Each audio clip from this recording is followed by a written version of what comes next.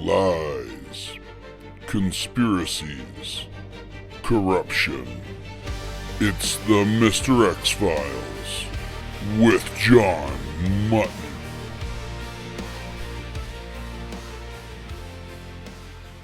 Live from Murderers Row Bar, this is the Mr.X Files with Benjamin Fudge. Good to be here again, John. Good to see you, brother. Good to see you. This is our Remembrance Day episode. So I think that it's really important that everyone practice Remembrance Day. Please wear a poppy. I am of the same opinion as Don Cherry. We don't see enough of them around. New Canadians, wear your poppy as well. It's paying respect to those that have made this such a great country and why people want to live here. But anyway, Ben, what's going on this week? What are we talking about? One thing that you can't get away from is the budget. They've been talking about that like there's no tomorrow. And I think sometimes it's a good idea to clean up your own backyard before you go knocking on your neighbor's door, because a lot of Canadians are worried about what Trump's doing, what's Trump's doing. We got to start looking at our own budget. Yeah, I agree. I haven't taken a long, heavy look into the budget yet. I've looked at what some of the major economists have been saying. Some of the things that stuck out at me that I liked, where it was the amount of dollars being put into capital infrastructure. I like especially the amount of dollars that are being put into infrastructure for the Indigenous, because we really need to do something with the clean water and everything around the Indigenous communities.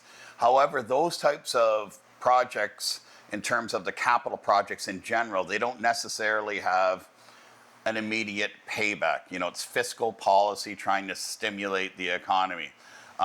Where there was a huge shortfall is in the amount of people that are still employed by the federal government. There's way too many people that work at the federal government. They're building a giant bureaucracy. And let's face it, those operating expenses are the ones that cost us tax dollars.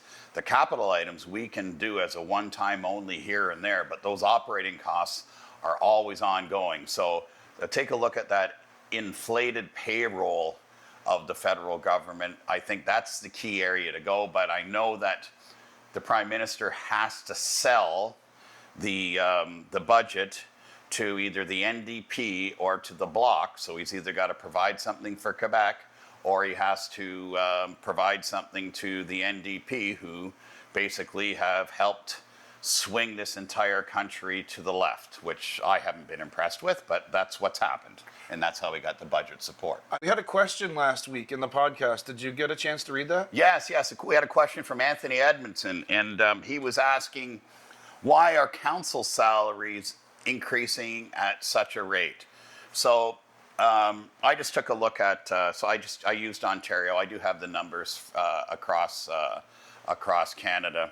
So I did a quick look at mayors, the premier, and councillors. And so when we take a look at, say, the top 20 mayors in Ontario and what they make, so I've got a few of them here. So in Oshawa, Mayor Carter makes $148,000. That's one of the lower scale mayors in terms of what he makes per year. Over in Brampton, Patrick Brown, $168,000. And down in Ottawa, you know, obviously it's at a very important city. Mayor Sutcliffe makes $199,000 a year. In Clarington, Foster makes, he's number 9, he makes $205,000 a year. Whitby, Mayor Roy makes $209,000 a year. Mayor Toronto, Olivia Chow, makes $260,000 a year. And over in Markham, the Mayor Scarpetti, he makes $302,000 a year. Now, at one point in time, before the jump in Toronto and Markham, the Mayor of Clarington, Foster, he made, it was the most money of any mayor in Canada at one time. Now that's because he was sat on the board of a lexicon, which was Viridian, and then they got a stipend for that. But he doesn't sit on that board anymore, so he doesn't collect a stipend. So that's why he's not at the top level, but he's up within the top 10. Now when you take a look at the Oshawa local councillors, and most councillors in the GTA are in the range of $63,000 to $76,000 a year. That's for your local portion part. So the regional councillors within most of the regions, Peel, York, Durham, Halton, they get the local stipend, plus they get the regional stipend. So they make about $120,000 to $130,000, $140,000 a year as a regional councillor. Now the premier and the cabinet ministers just got an increase because they haven't had an increase for, I don't know, like a decade or something. It was even maybe more longer than that. So they haven't had an increase, so they had to have one big increase. So premier makes $282,000 a year, cabinet minister $224,000 a year, and a base MP makes $157,000 a year. So we've got some mayors that make more than the premier of Ontario. Is it right? I question. I remember I voted against my first salary increase. I refused to accept it. So did back into the day. There was two other councillors, Councillor Charlie Trim and Councillor Jim Shell. They refused to accept it as well. And so you would have to vote on every term your salary. And what they did was they found a base rate, and then they started to tie it into what management increases would be. So management increases are generally based on what the bargaining unit is, but the management increases, you would get the same raise. So they tie it into a bylaw. So you don't see that report anymore regarding council salaries. It's something that's in the confirming bylaw, and unless one of the councillors pulls that item out to speak about it, you're not seeing the councillor salary increases. The only time you see about it is like probably when Anthony read about it in the paper and said, oh my God, I didn't realize that they had made this much more money than they used to make. So yes, and sometimes the local papers, they don't report it right at all. The major media do, but the local papers will say, oh, well, the mayor makes $100,000 a year. Well, they don't, the mayor, as part of being elected within a region, you become a regional councillor, you get his salary at the same time you get your mayor's salary. So you get your $100,000 plus you get your $60,000 for the region, so you're up to $160,000.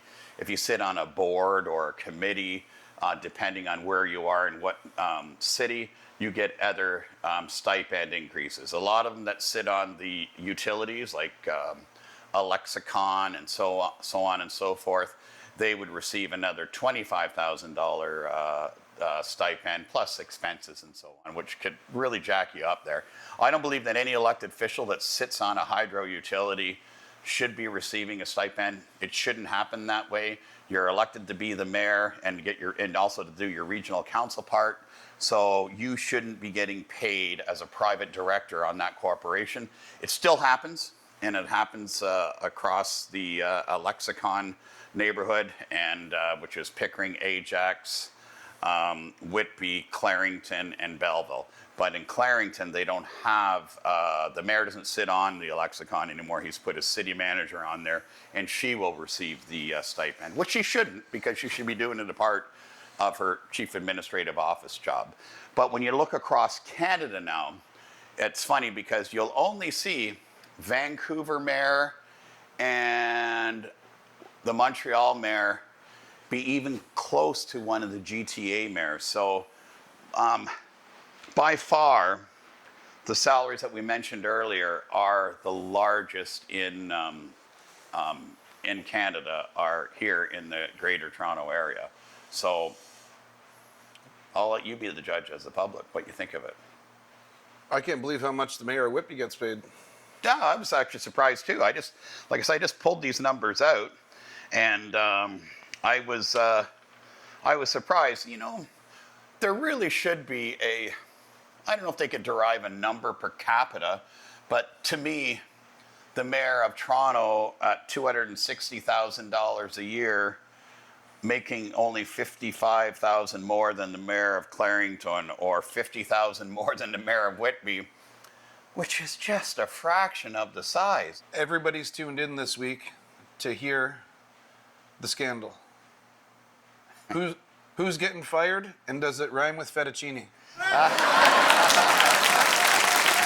Well, you know, it's funny because, you know, we always got this fireplace, and it's very warm up here. Not as hot as it is in his office. We spilled the tea on some things. We already painted the picture. He's the gatekeeper. He's the only one that's allowed to have access to that money through that ministry. I think we need an integrity commissioner investigation in around that. Okay, John, that wraps up this week. Don't forget to have a safe and respectful Remembrance Day. Yeah, I agree, Ben. And of everything that we covered today, this week, please remember the freedoms that we enjoy today and how we got there from those folks who made the ultimate sacrifice for our country. Thank you, and we'll see you next week. See you next week.